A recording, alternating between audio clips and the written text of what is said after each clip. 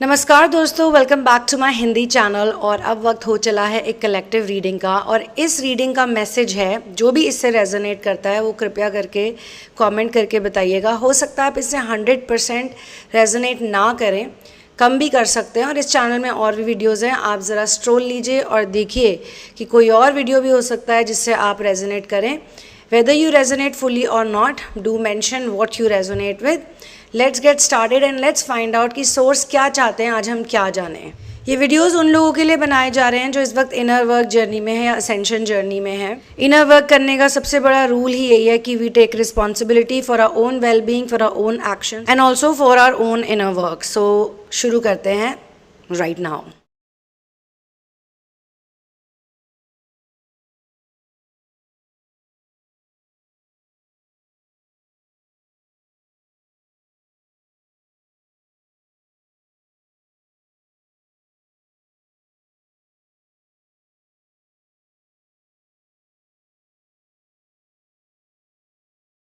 तो दोस्तों, पहला कार्ड मुझे ये बता रहा है कि मैं जिसकी भी बात कर रही हूँ, ये थीम कार्ड भी है, वो बंदा बहुत ही, बंदा या बंदी, मेल फीमेल कोई भी हो सकते हैं ये, इनकी जो पर्सनालिटी है, पहली बात तो बहुत स्ट्रॉन्ग पर्सनालिटी के मालिक हैं।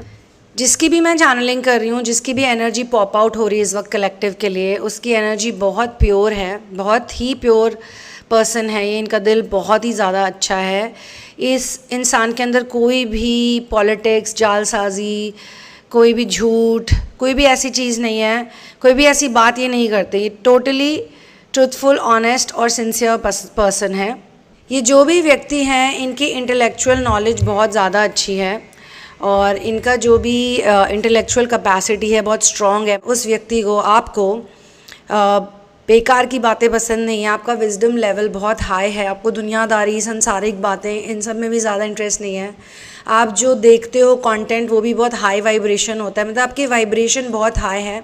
और आपने अपनी लाइफ में बहुत ज़्यादा कॉन्फ्लिक्ट पहले देखा है, लाइक चाइल्डहुड में देखा होगा, टीनेज में भी देखा होगा। अब आप इन सब चीज़ों से निकल चुके हो। जवानी तो खैर कहीं होगी, चल ही रही होगी, अब वो तो डिपेंड करता है कितनी उम्र तक आप खुद को जवान देखते हो। लेकिन आपके अंदर पॉजिटिव ऊर्जा बहुत ज़्यादा है और आपने इतना कॉन्फ्लिक्ट देखा है लाइफ में, इतना कॉन्फ्लिक्ट देखा है। और क्योंकि मैंने सारे कार्ड्स देखे हैं, ये सारे कार्ड्स आए हैं इस रीडिंग में, इसमें से एक भी कार्ड ऐसा नहीं है, मैं पहले से रिवील नहीं करना चाहती, एक भी कार्ड ऐसा नहीं है जिसने मुझे ये बताया हो कि इस व्यक्ति के अंदर कोई भी ऐसी नेगेटिव एनर्जी, नेगेटिव बात या कोई उनके चारों तरफ, बिकॉज हर कलेक्टिव रीडिंग अलग होती है। इस कलेक्टिव रीडिंग का मैसेज डेफिनेटली बहुत यूनिक है।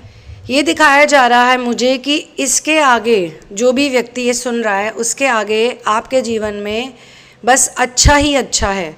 वैसे तो स्पिरिचुअल असेंशन जर्नी में अच्छा कुछ भी नहीं कह सकते कि हाँ सब कुछ पॉजिटिव पॉजिटिव पॉजिटिव हो रहा है।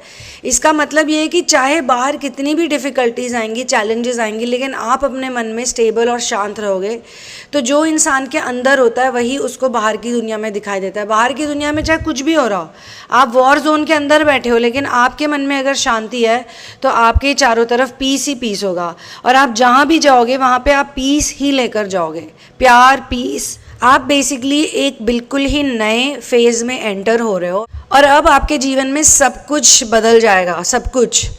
किसी किसी के केस में ये फेज़ इस वक्त 40 के बाद आ रहा होगा, 50 के बाद आ रहा होगा, किसी के केस में 30 के बाद, 35 के बाद, 20 वाले 20 के बाद। मतलब अगर आप ये सुन रहे हो तो ये कोई कोइंसिडेंस नहीं है।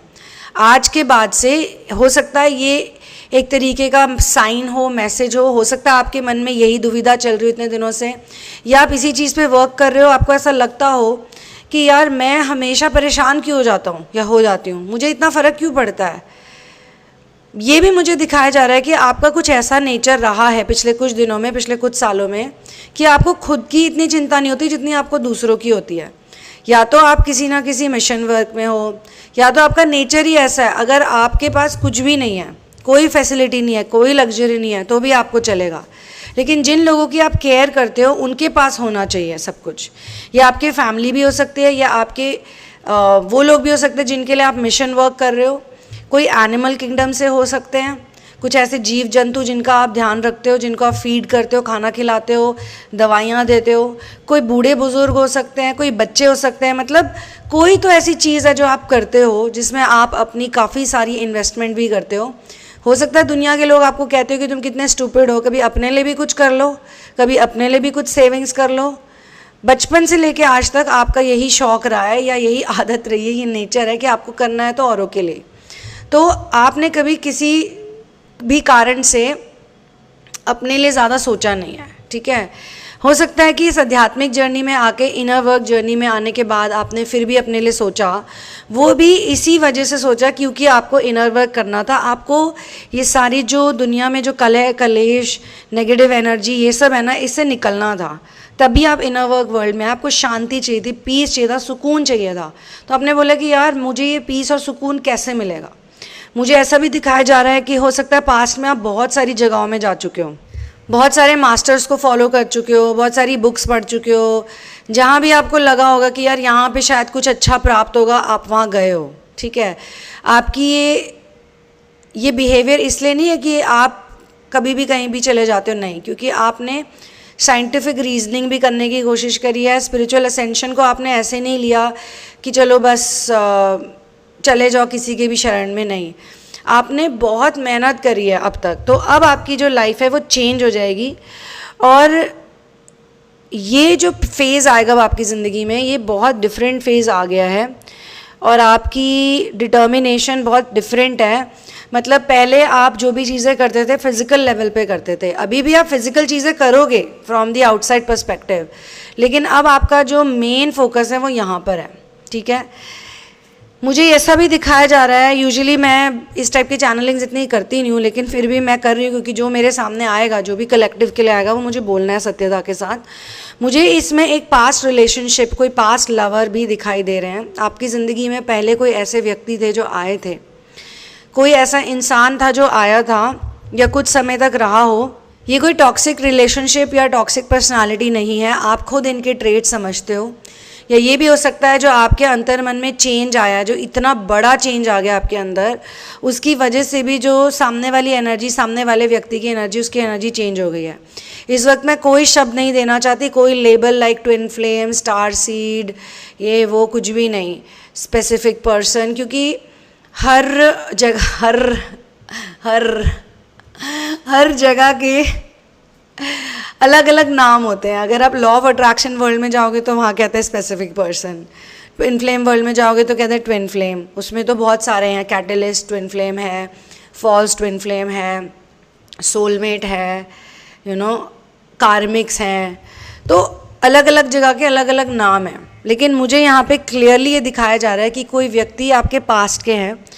और इसका मतलब ये नहीं कि आप इतने बुद्धू हो कि किसी भी टॉक्सिक रिलेशनशिप में आप घुस जाओगे, नहीं, अब आप वो व्यक्ति रहे ही नहीं। जैसा कि मैंने कहा, आप खुद ही बदल चुके हो।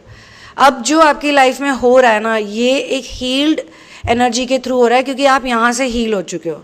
अगर कोई आपके साथ माइंड गेम्स भी खेलेगा, अगर कोई आपके साथ टॉक्सिसिटी भी दिखाएगा, स्मार्टनेस दिखाएगा, ओवर स्मार्टनेस दिखाएगा, तो आप यूँ कैच कर सकते हो, आप यूँ कैच कर लोगे और आप उस इंसान की टॉक्सिसिटी से, उसकी नेगेटिव एनर्जी से इम्पैक्ट ही नहीं होगे। जब किसी की नेगेटिविटी आपको छू ही नहीं सकती, आप पे कोई रिएक्शन ही नहीं आ रहा, तो आपको क्या फ़र्क पड़ेगा या किसी को क्या फ़र्क पड़ेगा। इसी को कहते हैं डायमेंशनल स्विच। आयामों में स्विच ऐसे ही इंसान करता है, क्वांटम लीपिंग इसे ही कहते हैं। जब आप क्वांटम लीप ले लेते हो ना, आप अपने ही इमोशंस के थ्रू एक नया पोर्टल क्रिएट करते हो, अपने हील्ड इमोशंस के थ्रू। और ये मैं इसलिए भी इतनी कॉन्फिडेंस के साथ कह पा रही हूँ क्योंकि जो अगला कार्ड है वो 10 ऑफ पेंटिकल्स आया है इसके इमीडिएट बाद। इसका मतलब कि ये जो भी रिलेशनशिप है जो आपके पास से जुड़ा हुआ है, ये बहुत ही हील्ड, बहुत ही ब्यूटीफुल, इसमें बहुत ही ज़्यादा genuine love, concern, appreciation, respect, loyalty, wisdom, money, मतलब ऐसा कोई डिपार्टमेंट ही नहीं है जो इसमें सही नहीं है। ये रिलेशनशिप वाकई में आपका मैंने पूछा तो था कि क्या ये आगे जाएगा, इसमें कुछ होगा, तो देखिए कितनी हैरानी की बात है, अगला कार्ड क्या आ गया, 2 ऑफ कप्स। मतलब मुझे खुद नहीं पता ये कार्ड्स कैसे आ जाते हैं कई दफ़े एक सवाल पूछने पे कि आज कलेक्टिव के लिए क्या मेन मैसेज है, क्या इंपॉर्टेंट मैसेज है। मैसेजेस तो आज और भी हैं, 3-4 मैसेजेस आते ही हैं हर रोज़ कलेक्टिव के लिए, बट कभी कभी मैं रिले कर पाती हूँ और कभी कभी नहीं। बट इतने सारे मैंने कार्ड्स निकाले, एक एक कार्ड ऐसा नहीं आया जिसमें ज़रा सा भी मुझे दिखाया गया हो कि कुछ भी ऐसा है पॉसिबिलिटी। इसका सीधा सीधा मतलब यही है जो 10 ऑफ पेंटिकल्स है, कि जो भी ये कनेक्शन है आपका, ये एक हील्ड स्पेस से आ रहा है और कहीं ना कहीं ये कनेक्शन आपकी फाइनेंशियल सिक्योरिटी से, ये जो भी कनेक्शन है इसमें फाइनेंशियल स्टेबिलिटी, सिक्योरिटी और इमोशनल वेलबींग दोनों होंगे, दोनों ही दिखाए जा रहे हैं। अब इसके पीछे का कारण क्या है मैं आपको बताती हूँ। क्योंकि जब हम खुद फाइनेंशियली स्टेबल हो जाते हैं तो हमारे अंदर से भी एक बहुत बड़ी नेगेटिव एनर्जी निकल जाती है। इसका मतलब ये नहीं कि आप पैसों के लिए पागल हो जाओ या पैसों के लिए कुछ भी करो, that's not the point over here. इसका मतलब ये है कि आपने पैसों के लिए चिंता करना बंद कर दिया है। पहले आप चिंता करते थे, वरी करते थे, परेशान रहते थे, और जैसे आप एक चीज़ करते हैं वैसे ही सब कुछ करते हैं। How you do one thing is how you do everything. तो अगर आप पैसों के लिए चिंता कर रहे हैं मतलब आप रिलेशनशिप के लिए भी चिंता करते हो, आप अपने लोगों के लिए भी हद से ज़्यादा चिंता करते हो, आप अपनी हेल्थ के लिए भी बहुत चिंता करते हो। कुछ भी हो जाता है तो आप एकदम से बहुत ज़्यादा चिंतित जोन में चले जा रहे थे पहले। ये पहले की बातें हैं सारी, क्योंकि आपने स्विच मार लिया है और काफ़ी प्रैक्टिस के बाद, आपने इससे पहले काफ़ी प्रैक्टिस भी करी है इसलिए फेज़ आया है। आपने ये स्विच मारा है तो अब ना आपको पैसों की फ़र्क पड़ रही है ना पैसों की आप लोड ले रहे हो। इमोशनली आप इतने स्ट्रांग हो गए हो कि कोई भी आपको कुछ भी बोले, मान लो आपको किसी से आर्ग्यूमेंट भी हो गया ना अगर, तो आप यही चाहोगे कि आप उस नेगेटिव एनर्जी से जितनी जल्दी हो सके उससे निकल जाओ। आप उस नेगेटिव एनर्जी में उलझना ही नहीं चाहते। क्योंकि कई दफ़े ऐसा होता है कि मान लो आप तो बहुत अच्छे मूड में हो, आप बहुत पॉजिटिव फील कर रहे हो, लेकिन आप किसी से इंटरेक्शन कर रहे हो वो एकदम से बहुत नेगेटिव हो जाए, या उसके ऊपर कोई नेगेटिव एनर्जी ने भारी कर दिया उसका दिमाग, और वो इंसान चिड़चिड़ाहट में है, वो इंसान इरिटेट हो रहा है। किसी के अंदर हार्मोनल चेंजेस आ जाते हैं, किसी के अंदर कोई केमिकल इम्बैलेंस हो जाता है, या कोई सिचुएशन बाहर की दुनिया में कोई इवेंट, कोई सिचुएशन ऐसा हो जाता है, कुछ भी हो सकता है। तो इंटरैक्ट करते वक्त अगर आपको लग भी रहा है ना कि आप नेगेटिव डायरेक्शन में जा रहे हो, तो आप यूँ करके वापस आ जाते हो। आप बोलते हो नहीं नहीं नहीं, मुझे इस कॉन्वर्सेशन में नहीं जाना, आप वहीं पे कैंची मारते हो कॉन्वर्सेशन को, आप निकल जाते हो, आप अपनी अगली चीज़ पे मूव ऑन कर जाते हो। क्योंकि कई दफ़े क्या होता है कि हम कुछ करने ही जा रहे होते हैं और कोई भारी एनर्जी हमें रोक देती है। अब वो ही एनर्जी चाह रही है कि आप उसमें उलझ जाओ, अपना मूड ख़राब कर लो, अपना टाइम वेस्ट करो, और फिर आप जो करने के लिए निकल रहे हो, जो अच्छी चीज़ करने के लिए निकल रहे हो, वो निकलो ही ना, वहीं पे अटक जाओ, उसी लूप में फंस जाओ। दोस्तों ये बात जो मैं बता रही हूँ ना इस वक्त, ये सिर्फ उन्हीं लोगों को समझ आएगी जो बहुत एडवांस सोल्स हैं, जो काफ़ी अच्छा इनर वर्क कर रहे हैं, जिन्होंने प्यार में बहुत धोखे भी खाए होंगे, जिन्होंने हो सकता है अपने रूट चक्रा पे भी बहुत वर्क किया होगा, फाइनेंशियली भी बहुत कुछ सहा होगा। ये लेवल ही तब आता है इंसान के अंदर जब उसने कुछ ना कुछ मेहनत करी होती है, उसने अपने ऊपर वर्क किया होता है, आंतरिक कार्य किया होता है, तब जाके ये लेवल आता है। तो अभी आपका ये लेवल आ रखा है और ये स्टेबल ही दिख रहा है मुझे, पर इसमें रिलेशनशिप का भी रोल है। रिलेशनशिप का भी रोल है। वो कैसे है कि मुझे दिखाया जा रहा है कि सबसे पहले तो आपका टाइम चेंज होता है, ठीक है। उसके बाद जो भी कोई पास्ट में कोई रिलेशनशिप था, कोई व्यक्ति था, हो सकता है कोई ऐसा इंसान हो जिससे आपने ज़्यादा इंटरेक्शन भी ना करा हो, पर कभी आपको कहीं मिल गए हों वो, या कोई ऐसा इंसान जो पास्ट में आपका फ्रेंड हो, मित्र हो, उसकी वजह से ये रिलेशनशिप चल रहा हो, मतलब उसने ही कोई प्रपोजल आपको ला के दिया हो, किसी से मिलवा दिया हो, कुछ ऐसा रोमांस से रिलेटेड, प्यार से रिलेटेड मुझे दिखाया जा रहा है। In order to be 100% sure मैंने ये सवाल पूछे तो अगला कार्ड भी यही आया, और उससे भी क्रेजी बात ये आई कि यही रिलेशनशिप आगे जाके आपकी ज़िंदगी में स्टेबल रिलेशनशिप बन के आएगा। It will be your future partner. अगर आप ऑलरेडी उससे मिल चुके हो और आप किसी थिंकिंग पैटर्न में थे इस वक्त, तो ये भी हो सकता है, क्योंकि आप खुद जानते हो। ये बोलने के लिए मेरे से किसी से पूछने की ज़रूरत नहीं, आपके खुद के मन में पता है कि ये व्यक्ति आपके लिए सही है या नहीं है। अगला कार्ड आया है king of swords. To repeat all of this ताकि सब अच्छे से समझ में आ जाए, किंग ऑफ स्वॉर्ड्स की एनर्जी में मुझे ये दिखाया जा रहा है कि ये रिलेशनशिप या तो आपकी ज़िंदगी में बहुत ज़्यादा अथॉरिटी लेकर आएंगे, यानी कि प्रोफेशनल अथॉरिटी भी आएगी, मैस्कुलिन एनर्जी बहुत स्ट्रॉन्ग है इसमें, मैस्कुलिन फैक्टर काफ़ी है, और ये वैसा मैस्कुलिन नहीं है कि मतलब सिर्फ पेट्रियार्कल एनर्जी नहीं, ये एक यूथफुल एनर्जी है। ये देखिए, ये एक यूथफुल एनर्जी है, करियर से रिलेटेड है। ये जो भी व्यक्ति आपके जीवन में आ रहे हैं ना, ये आपके करियर को बहुत आगे ले जाएंगे। ये और आप दोनों मिलके, क्या पता आप भी इनका ऐसा ही सहयोग दें, क्योंकि आपकी भी मैस्कुलिन एनर्जी बहुत हील हो गई है, इसीलिए फाइनेंसेस भी बार बार दिख रहे हैं। जब आपकी लॉजिक, कॉमन सेंस बढ़ जाती है ना, तो ऑटोमेटिकली आपकी फाइनेंशियल हीलिंग होने लग जाती है। और जैसा कि मैंने कहा कि बस बेफजूल में पैसा खर्च करना, उड़ाना या कमाना, ये सारी चीज़ें गलत हैं। लेकिन पैसों की अननेसेसरीली चिंता भी नहीं करनी चाहिए। जब हमारे अंदर वो एनर्जी होती है कि वी लव आवर वर्क, तो डेली बेसिस पे भी we do good things and we contribute to other people. किसी की हम सैलरी पे कर रहे हैं, मान लो आपने अच्छा बिजनेस किया, आपके बिजनेस की वजह से 10 लोगों का घर चल रहा है, 20 लोगों का घर चल रहा है, और आप जो इनकम कर रहे हो उसमें आप कोई लस्ट जनरेट नहीं कर रहे हो, आप कोई पाप जनरेट नहीं कर रहे हो, कोई गलत काम नहीं कर रहे हो, आप नेगेटिव एनर्जी नहीं फैला रहे हो प्लानट में, आप प्यार फैला रहे हो। और मान लो आपके ऑफिस में, आपके बिजनेस में, अगर ये बिज़नेस नहीं भी है, अगर आपकी कोई अच्छी जॉब भी लग जाती है, जो भी है, आप जहाँ भी जाते हो आप लोगों को पॉजिटिवली ही इन्फ्लुएंस करते हो। आपकी प्रेजेंस में आके लोग वो बन जाते हैं जो वो ओरिजिनली हैं। People are authentic and you don't जज एनीवन। इसमें कोई जजमेंट की एनर्जी नहीं दिख रही मुझे इस कार्ड में, ठीक है। तो आपकी एनर्जी खुद ऐसी हो जाएगी कि आप जहाँ भी जाओगे, नॉट ओनली आप लोगों को डोमिनेट करोगे प्यार से, पर आप उनका कॉन्फिडेंस भी बढ़ाओगे। You will increase their confidence, because आपका खुद का कॉन्फिडेंस इतना बढ़ा हुआ है, आपके अंदर एक फ्रेंडलीनेस है, और आपका जो प्राइमरी मोटिवेशन है ना मैस्कुलिन एनर्जी होने के बाद, वो इमोशंस हैं।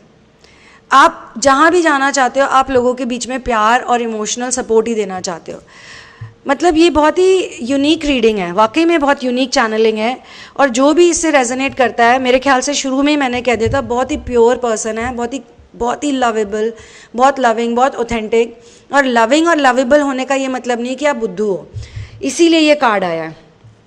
इसमें डिसिप्लिन भी है, असर्टिव भी है ये बंदा। तो एक तरफ तो आप बहुत ही सपोर्टिव रहोगे, पर दूसरी तरफ आपके अंदर बहुत स्ट्रॉन्ग डिसिप्लिन रहेगा। आपकी फिटनेस, आपका खाना पीना, आपकी लाइफस्टाइल, आपकी हर चीज़ में वो चीज़ रिफ्लेक्ट होएगी। इसके बाद आया है 2 ऑफ पेंटिकल्स। मतलब अब तक देखिए कितना सब कुछ स्मूथ चल रहा है।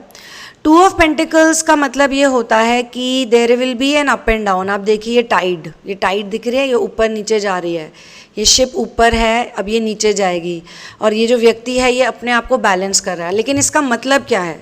देखिए, हर टैरो मुझे इसीलिए पसंद है क्योंकि हर कार्ड का अलग मीनिंग होता है अलग रीडिंग में। टैरो रीडिंग्स मुझे इसीलिए पसंद है, या टैरो को as a spiritual tool use करना मुझे इसलिए पसंद है क्योंकि इसमें हर कार्ड का हर रीडिंग के हिसाब से, सराउंडिंग कार्ड्स की रीडिंग के हिसाब से, बाकी कार्ड्स की एनर्जी के हिसाब से, क्वेश्चन के हिसाब से हर वक्त मीनिंग चेंज होता है, कॉन्सेप्ट और कॉन्टेक्स्ट के हिसाब से, ठीक है। जिस कलेक्टिव रीडिंग में ये कार्ड आया है इस वक्त, बाकी सराउंडिंग कार्ड्स को देखते हुए, कि ये दिखाया जा रहा है कि ज़िंदगी एक चेंज है, कभी अच्छा तो कभी बुरा, कभी सुख तो कभी दुख, कभी प्यार तो कभी तकरार, कभी आना तो कभी जाना। मतलब अगर आप लाइफ में हो ना, तो कुछ ना कुछ तो होता ही है, ठीक है। क्योंकि बाकी के पॉजिटिव इतने कार्ड्स हैं, चेंज का फैक्टर इतना बड़ा है, तो ये बताया जा रहा है कि हाँ, ऐसा भी होगा कि आगे जाके चैलेंजेस आएंगे, अप एंड डाउन होएगा, बैलेंस करना पड़ेगा चीज़ों को। लेकिन आप बैलेंस करने के लिए बहुत स्ट्रांग हो चुके हो, आपके अंदर बैलेंसिंग एक्ट की स्ट्रेंथ आ चुकी है, ठीक है। इसमें एक चीज़ और दिखाई जा रही है कि आपका जो बेस्ट आउटकम होगा किसी भी सिचुएशन में, वो डिपेंड करता है कि आपने कितनी केयरफुल प्लानिंग करी है ज़िंदगी में, और आपकी जो फेट है वो आपके खुद के हाथों में है। तो एक फेज़ आया आपकी ज़िंदगी में जो चेंज ला रहा है, जिसमें बहुत सी चीज़ें होने वाली हैं, लेकिन ये प्रोग्रेशन भी हो सकता है, या फिर ये एक तरह से कह सकते हैं कि ये भी वन ऑफ द थिंग्स है कि आपने ये समझ लिया है कि ज़िंदगी में चैलेंजेस हैं। अब आप कैसे बैलेंस करते हो? मतलब चेंज और बैलेंस, ये दोनों एक ही सिक्के के 2 पहलू हैं। चेंज भी आता रहता है और बैलेंस भी करते रहना पड़ता है, ठीक है। आप कैसे उन चैलेंजेस को लेते हो, कैसे उनको सॉल्व करते हो, क्या सोल्यूशन निकालते हो, ये सब कुछ उसी पे डिपेंड करता है, ठीक है। और अगला कार्ड जो आया, एस ऑफ कप्स। देखिए, जो फाइनल कार्ड मैंने निकाला है वो एस ऑफ कप्स है, और ये कितनी इंटरेस्टिंग बात है कि शुरुआत हुई हमारी एस ऑफ स्वॉर्ड से, और ये फाइनल कार्ड जो आया है इस पर्टिकुलर कलेक्टिव का वो एस ऑफ कप्स है। एस ऑफ कप्स का मतलब होता है एक ऐसा पीरियड जो बहुत ही ज़्यादा स्ट्रॉन्ग है आपके लिए। आपकी इमोशनल हेल्थ इतनी अच्छी हो जाएगी, मतलब ऑलरेडी देखिए प्रोग्रेशन चल रहा है। ये तो कोई ऐसे व्यक्ति का मैंने कार्ड निकाले हैं ये सारे आज, वैसे जिसकी भी मैं रीडिंग करती हूँ वो एक कलेक्टिव को ही रिप्रेजेंट करते हैं, यानी कि एक व्यक्ति एक सर्टन कलेक्टिव के बारे में बात कर रहे हैं या सर्टन लेवल पे जो लोग हैं उनके बारे में बात कर रहे हैं। तो ये जो भी व्यक्ति की एनर्जी आज इतनी स्ट्रांगली आई है उनको आप ये कह सकते हो कि साइन मिल रहा है कि एक बिगनिंग हो चुकी है बहुत ही अमेजिंग फेज़ की, ठीक है। और उसके बाद इस फेज़ से भी आप यही लेसन सीखोगे कि अभी तो अच्छा सब कुछ चल रहा है एकदम से, फिर एकदम से चेंज आ गया, फिर आपने फिर बैलेंस करना सीख लिया। और अगर आपने वो सीख लिया तो फिर जो फेज़ आता है उसमें आपकी इमोशनल हेल्थ, उसमें आपकी लाइफस्टाइल, उसमें और ज़्यादा इम्प्रूवमेंट आ जाएगी। अगर आप डिवोशन के मार्ग पे हो, भक्ति के मार्ग में हो, आपने सब कुछ सरेंडर कर दिया है, अगर आप इनर वर्क जर्नी में हो, तो आप ये लगा लो कि बस अब तो ये चलता ही रहेगा, ये कारवां अब रुकेगा नहीं। क्योंकि आपने शायद भगवान से बहुत सारे क्वेश्चंस पूछे हैं इन दिनों में, आपने बहुत झेला है, आपने बहुत सहा है, तो आपने भगवान से शायद ये पूछा है कि मुझे ऐसा लग रहा है, किसी ने ऐसा पूछा है जो इसी कलेक्टिव से रिलेटेड है, इसी रीडिंग से, कि कब तक ये चलेगा, क्या ये ज़िंदगी भर चलता रहता है? तो उन्होंने बोला हाँ, क्या हो गया फिर अगर ज़िंदगी भर चलता है? इसी चीज़ को तो आप इंजॉय करने आए हो। इस प्लैनेट पे कहीं पे भी नज़र मारो, चंद्रमा से लेकर समुद्र के पानी से लेकर सूर्य से लेकर जो सुबह उगता है और शाम को अस्त होता है, हर एक चीज़ आपको यही बता रही है कि चेंज इज़ कांस्टेंट। परिवर्तन ही संसार का नियम है। और इस रीडिंग में जो भी इससे रेजोनेट कर रहा है ना, आप वो व्यक्ति हो जो ये बात सिर्फ किताबी भाषा में नहीं बट अपने प्रैक्टिकल एक्सपीरियंस से समझ चुका है कि वाकई में अगर मैंने इस चीज़ को कैप्चर कर लिया या इस चीज़ को अपने जीवन में उतार लिया तो बस आगे तो इंतज़ार है। अब आपको इंतज़ार है, आप देखना चाहते हो कल क्या होगा, परसों क्या होगा, 5 साल बाद क्या होगा, 10 साल बाद क्या होगा, लेट्स सी, और क्या चैलेंज आते हैं। मतलब अब आप वो व्यक्ति बन चुके हो कि अगर आज आपके पास चैलेंज आया ना तो आप ये जानना चाहोगे कि 15 दिन बाद मैंने इसे कैसे सॉल्व किया, ये देखना इंटरेस्टिंग रहेगा। It would be so much interesting. 15 days later, I would know the progression. So very beautiful channeling. और इस चैनलिंग को मैं यहीं क्लोज करती हूँ, इस रीडिंग को। अगर आपको मेरे से पर्सनल सेशन लेना है तो ये मेरा ईमेल एड्रेस है, लेकिन पहले आप डिस्क्रिप्शन बॉक्स में अच्छे से देख लीजिए सारी इन्फॉर्मेशन, सारी डिटेल्स, ताकि आप श्योरिटी के साथ आए। जिस चीज़ से आप रेजोनेट करते हैं वही रीडिंग और वही थेरेपी आप कीजिएगा जो आपके अंदर से स्ट्रांगली आती है। जब आप मुझे ईमेल करेंगे तो आप मुझे बता सकते हैं। Once I get the email then I can share my details with you, my GPay और पेटीएम डिटेल्स विद यू। क्योंकि मेरे वीडियोस ग्लोबल ऑडियंस भी देखती हैं, हर अलग अलग देश में जहाँ पे भी भारतीय हिंदी स्पीकिंग लोग हैं वो सब देखते हैं, तो इसीलिए जो फ़ी है वो एक USD स्टैंडर्ड फॉर्मेट में है। आप इसको INR में कन्वर्ट कर सकते हैं तो आपको फ़ीस पता चल जाएगी।